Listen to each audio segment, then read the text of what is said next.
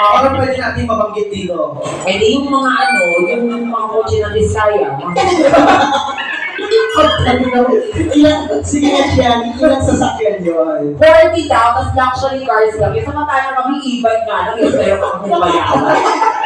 Tapos ang matindi nun, bumili ng Rolls Royce para yung set umbrella. Tapos yung 40 na yun, yung 40 na kotse na yun, hapo na yung may RMIB. Yung iba nagka-cashmate. Oo. Dahil yun lang po, lahat mo sabi namin, kalokohan lang of course. Especially sa mga first time. I guess may mga first time tayo dito, Gianni. Oo. Diba? First time, sino po ba mga first time dito sa establishment namin? Pwede mo walang kami mga first time. O yun yung first time. First time, yung mga first time dito. Sila mami, first time o hindi na first time? First time. Totoo, kasi may kasabihan tayo, masakit sa first time. Yeah! Masakit sa first time. First time po nila mami, of course, magandang gabi po sa inyo. Balik po kayo dito ha, kasi may ina-award po kami para sa ating mga minamahal na mommies. Yes! Ang award po na yun ay the Mommy Returns Award. Ano po namin sa inyo ha? Dito po ang parang hindi nyo na first time.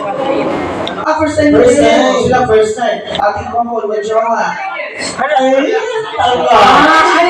Nakita ko sila kanina nung pagpasok ko. Ano yan ba? Inaantay nila mawala ng tao yung window 6. Ako hindi. First time, dito sila pumunta talaga. Ha? Dito talaga sila pumunta. Eme kayo, niyayaya yung ang tagisang Kung pamipiliin ka, hinahaya ka mag-threesome sa kanila o sa kanila. Sino? Dito? O yan sa mga magandang babae o dito sa mag-jowa. Okay lang sa orgy. So kahit saan? Kahit sa I don't discriminate, di ba? Life is so short. Why would you choose me? You know, they're all good looking, no? Yes, pag-asa maganda talaga. Oo. Kung sino mo magkaroon ng cargo, kaya ko may hawaan. Hindi ko pa ba magaling? Hindi ko yung mahal natin kayo. Hindi ko naman akong pera. Ikaw pala si Pardo Aquino.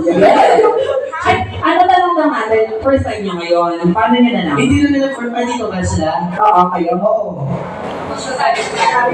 Ako so si Robby. Okay. Ano, okay na yung kinakwento niya pala absent. Siya ba yun? Tapos sabi niya, pala utang ka daw. Oo, tapos pagkatapos ng utang nag-resign. Tapos yung nilalagay sa mga. Hindi. Magandang gabi yan. Gusto pala. Sa ano, ano sa company na yun? Or sa company before? Ano yun? Boss mo siya sa summer ka din. Hindi ka. Hindi ka. Alam ko yung company nila, no? Ano yung company? Company ng Uba. Okay. Alam ko yung company nila. Parang I tried na mag-apply din dyan before, di ba? So may CV, di ba? Alam ko yun. Magandang gabi, ha? Ano mga names nyo po?